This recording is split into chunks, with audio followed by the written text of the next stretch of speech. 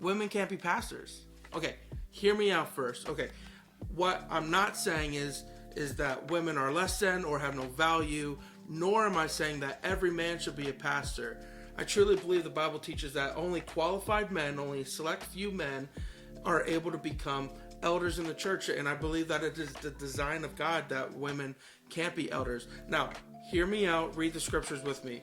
First, we have 1 Timothy 2:11-14. It says this: let a woman learn quietly with all submissiveness.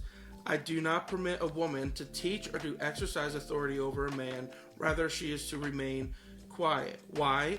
Right? So you gotta ask yourself why. For Adam was formed first, then Eve, and Adam was not deceived, but the woman was deceived and became a transgressor.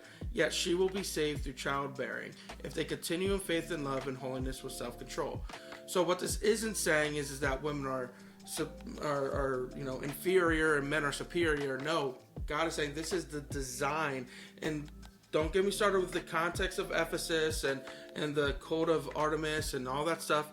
No, Paul is rooting his belief in something that transcends all of that into the creation of Adam and Eve. It's very clear, but not only that, there are qualifications for what kind of men can be pastors. And I'm very clear about this as men.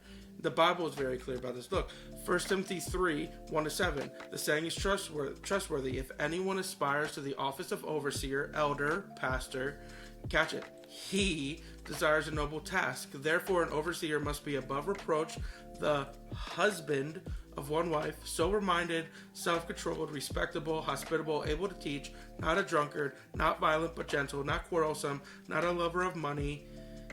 He must manage his own household well, with all dignity, keeping his children submissive. For if someone does not know how to manage his own household, how will he care for God's church?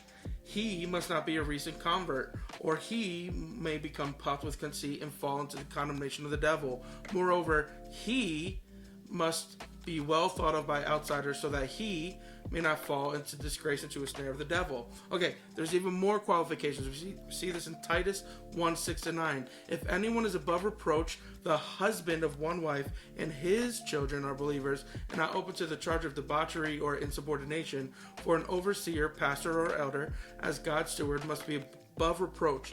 He must not be arrogant or quickly tempered, or a drunkard or violent or greedy for gain, but hospitable, a lover of good, self-controlled, upright, holy, and undisciplined. Must be disciplined. He must hold firm to the trustworthy word as taught, so that he may be able to give instruction in sound doctrine and also to rebuke those who contradict it. All of the arguments for why women can be pastors now, they fall flat. A lot of it has to deal with the culture of Ephesus at the time. But here's the thing. This is Titus. He isn't in Ephesus. And a lot of the arguments about, well, Phoebe was a leader in the church. No, she was a deacon. Right? She wasn't an elder. But then you say, well, shouldn't women, tell others about Jesus?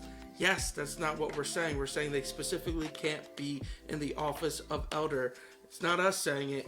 It's Paul himself. So that is why I and many others, and throughout all church history, for the most part, up until the past 100 years or so, have believed that women cannot be pastors. So hey, hit that follow button if you want to get more Christian content.